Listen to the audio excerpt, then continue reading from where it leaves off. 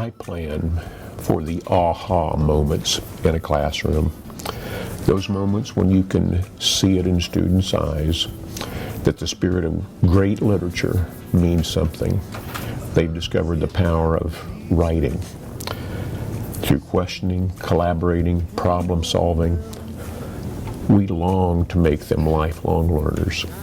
I was raised the first 4 years of my life by my grandmother Yunkin, a retired English teacher. Grandma never answered my questions. She just gave me a short story by Mark Twain, a Robert Frost poem, send me off to read it and think about it, and then we'd come back together, sit under rocking chairs on her front porch, and talk about them and discover the answer.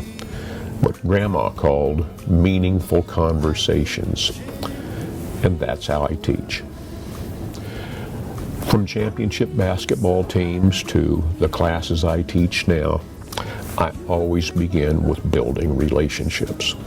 And he really tries to make it unique, like every day. I don't think there's been a day this year that we've learned the same thing without a different aspect. He really makes it unique. He adds in, his personal stories, life lessons, stuff that we could take away from instead of just telling us the lesson plan and doing it. He really makes it personal and unique. I've been blessed to have a voice throughout my state and across America. I've worked with the Secretary of Education and met the President. I even met Homer Hickam, the October Sky Guy, and participated in international space camp with incredible teachers from all over the world. But most importantly, I spent a June in Peru helping educators and students develop a better system. In Lima, I worked with Paola. In Cusco, Salvatore and Julio. And I achieved my #1 bucket list dream by spending 2 days on Machu Picchu.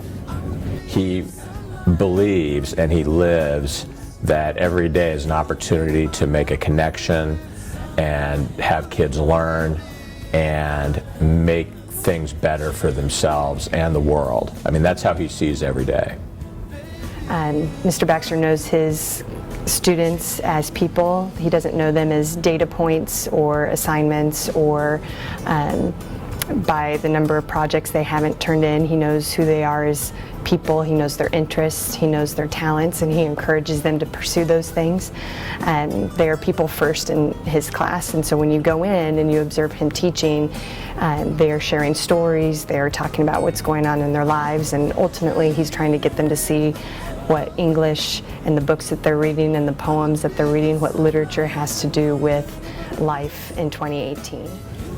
To quote another line from a Mary Oliver poem, sometimes I need only to stand wherever I am to be blessed. I am indeed blessed.